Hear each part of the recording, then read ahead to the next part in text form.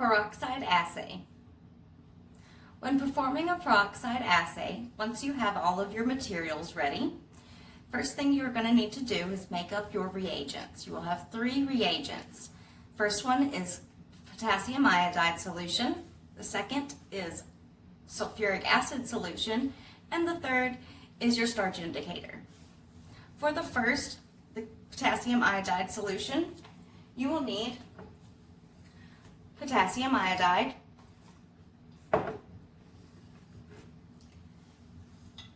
a beaker that holds up at least 400 milliliters,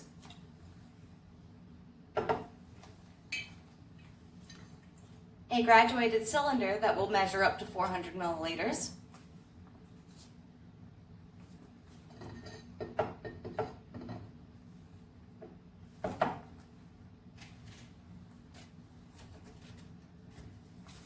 a weigh boat, a scale, magnetic stir bar, and a magnetic stirrer. First, you're going to pour up, and distilled water. First, you're going to pour up your distilled water into your graduated cylinder to 400 milliliters using the meniscus rule. Make sure to judge that at eye level of the measurement you're trying to reach. Once you once you pour that up, you will pour that into your beaker, and in your weigh boat on your scale, you will measure out 25 grams of potassium iodide, which I've done ahead of time. Now, you may place your stir bar into your beaker and on to your magnetic stirrer, and now we will add our potassium iodide and mix it up. Turn it on and stir it up.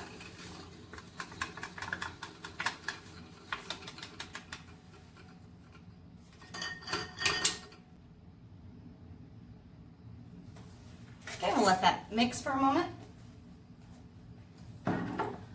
And while that's mixing, we'll go ahead and start on our second reagent, which is our sulfuric acid solution. For this, we're going to want to make sure that we put on our gloves because we will be handling the sulfuric acid.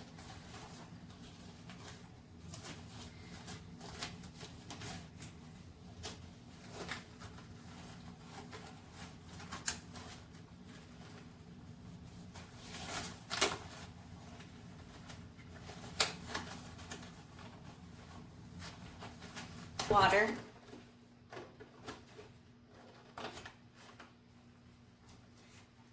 sulfuric acid,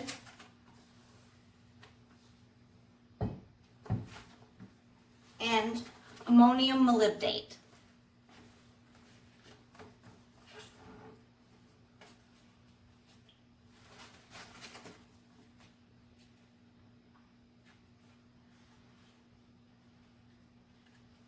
In your graduated cylinder, you're going to pour up 750 milliliters of distilled water. Because it only goes up to 500, just separate that into 2. You can do 500 and then 250. And you're going to pour that into your 1500 milliliter beaker.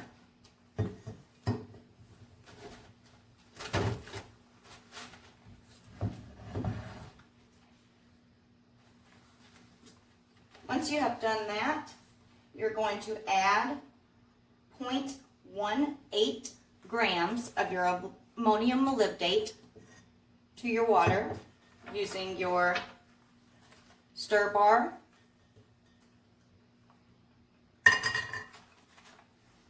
We can go ahead and take off our potassium iodide solution. It's mixed up now, so we will use this stir plate and turn it on. And we will pour in our ammonium molybdate, 0.18 grams. Okay?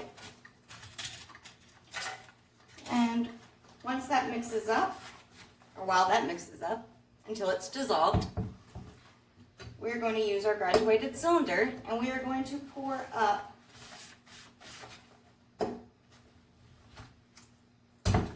We're going to use our graduated cylinder. We're going to pour up 300 milliliters of sulfuric acid. Now be very careful when pouring the sulfuric acid into the graduated cylinder. Be careful not to spill it. It is corrosive.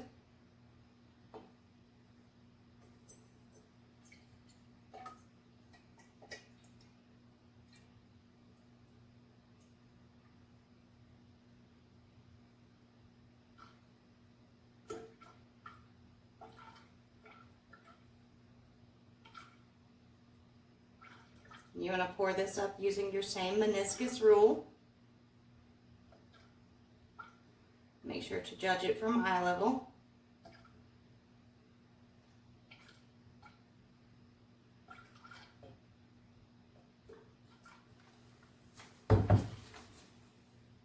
Perfect. Okay, now we're going to slowly add your sulfuric acid to your water and ammonium molybdate solution. The reason you're going to add this very slowly is because it does create an exothermic reaction, meaning it gets very hot and steams. So we're going to slowly pour this in.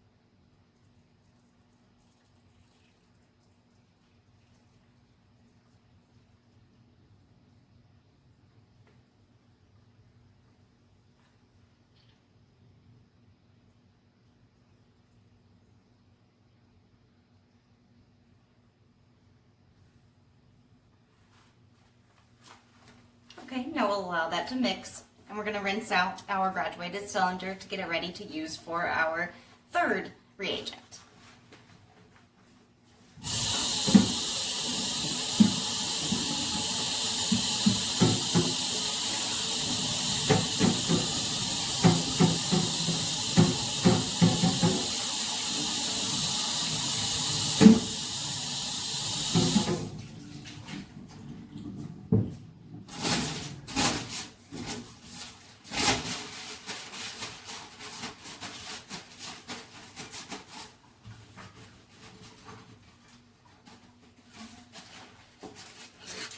You will want to keep on your gloves while you're rinsing out your sulfuric acid from your graduated cylinder. And we'll put the cap back on our sulfuric acid if you haven't done so already. I'm going to put that to the side because we're done with that.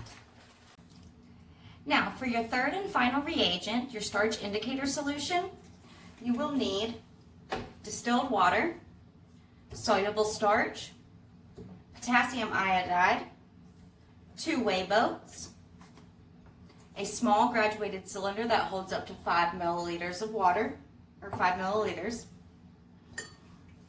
a larger graduated cylinder that holds up to 150 milliliters,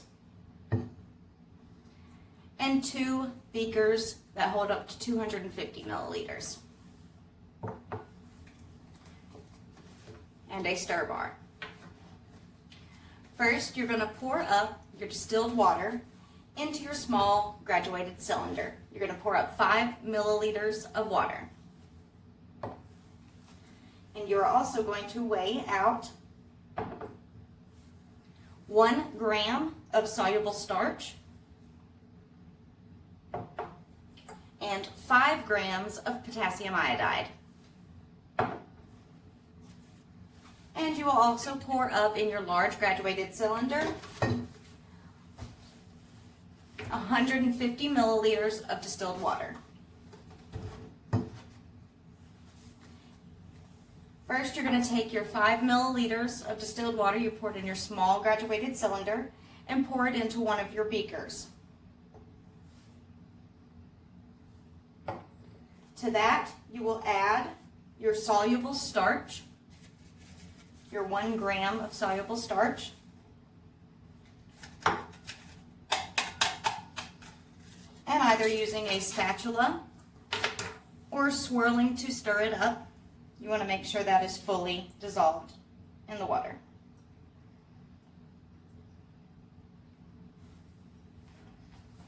Now once that's fully mixed up, we're going to set that to the side, and we're going to pour our 150 milliliters of water from our graduated cylinder into our other 250 milliliter beaker.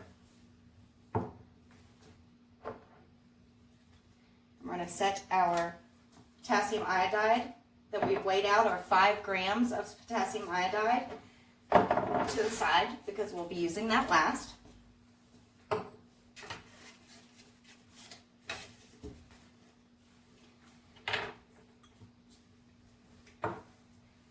Now, we will need to heat up our 150 milliliters of water. You either can do that on a hot plate or you can do it in the microwave. I find it's easier to do in the microwave. When you do that, you're going to need to take your 250 milliliter beaker with your soluble starch and water mixture, your 250 milliliter beaker with your 150 milliliters of water in it, and your graduated cylinder that holds up to 100 milliliters. You're going to take all of those with you to the microwave. So let's go. Okay, here we are at the microwave.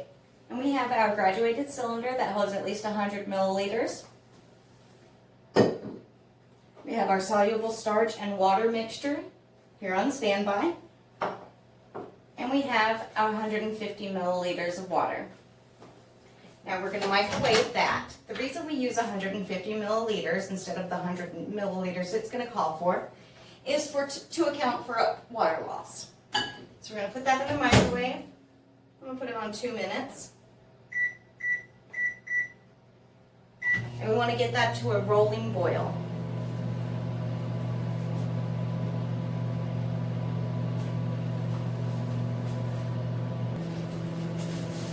Now you want to have something ready to be able to take this out of the microwave with so you don't burn your hands, so either an oven mitt or I like to use a stack of paper towels.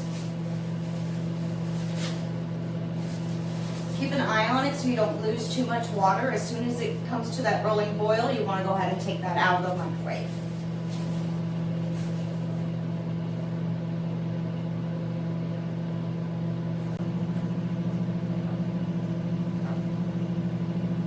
All right, and we are now at a boil. I'm going to take that out real quick, and we're going to pour that quickly into our graduated cylinder, and we're going to pour 100 milliliters exactly.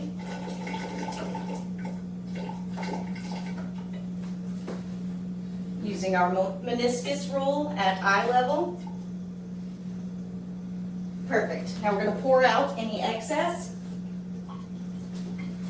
We're going to take this and we're going to pour this back in to our beaker carefully because it will be warm. Set that back in the microwave and start that back up, and it should very quickly return to a boil. You want to make sure your soluble starch solution is ready by being fully mixed up, and as soon as that comes to a boil, you want to remove it very quickly from the microwave and pour that into there.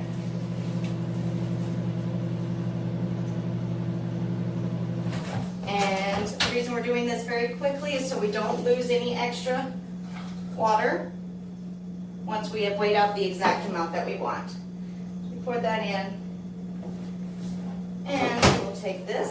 All right, And the action of us pouring that water back into this beaker with the soluble starch solution should mix it up enough to get clear. But you will want to go ahead and put your mixer bar in and put that on the hot mag stir and let that stir for a moment. Okay, once you have that mixing up on the mag stir, you're going to take your 5 grams of potassium iodide and we're going to add that to our solution.